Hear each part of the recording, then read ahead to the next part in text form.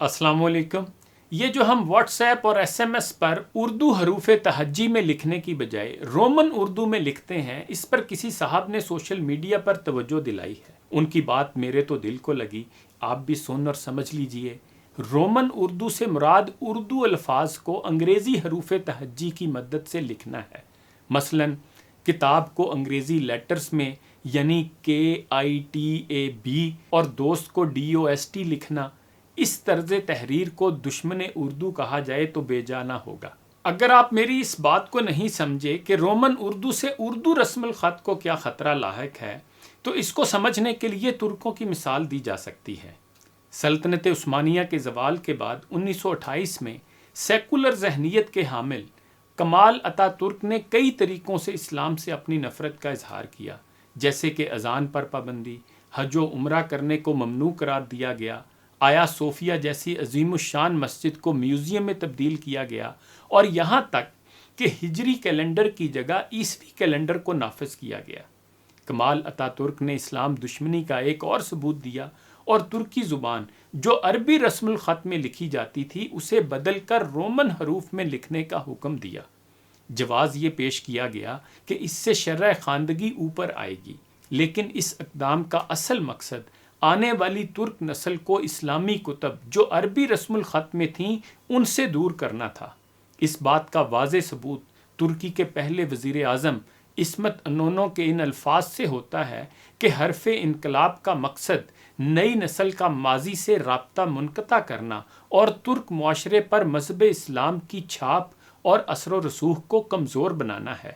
اس کا یہ قول اس کی کتاب یادداشت عصمت انونو جلد دوم صفحہ 223 پر درج ہے۔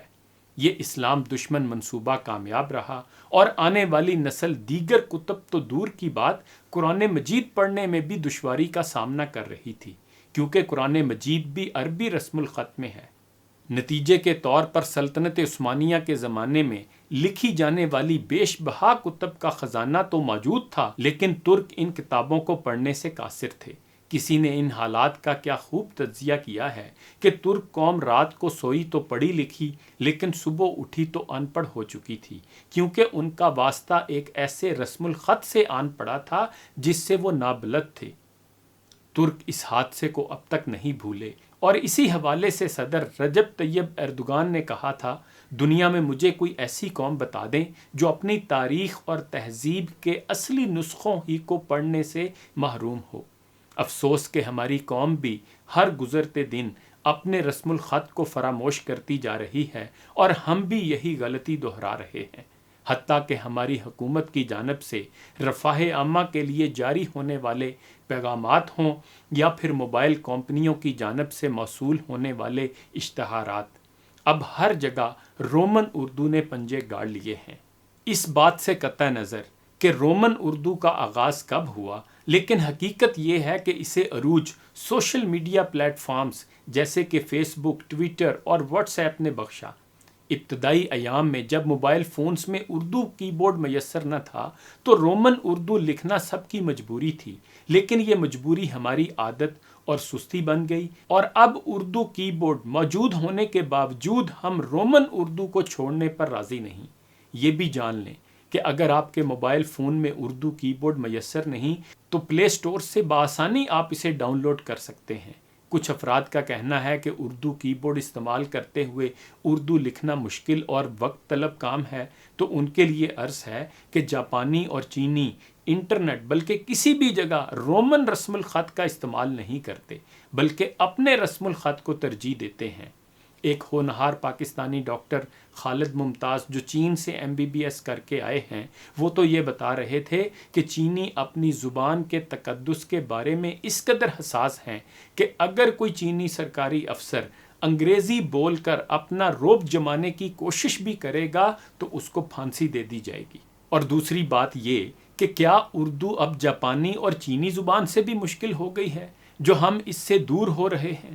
اسی طرح کچھ احباب اردو رسم الخط سے اس لیے بھاگتے ہیں کہ املا کی غلطی کے باعث کوئی ان کا مذاق نہ اڑائے۔ ویسے اس میں گھبرانے کی کیا بات ہے؟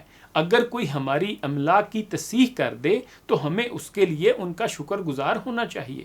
رومن اردو کی جانب ہمارے جھکاؤ کی ایک بڑی وجہ یہ بھی ہے کہ ہم بحیثیت قوم انگریزی زبان سے بے حد مرعوب ہیں۔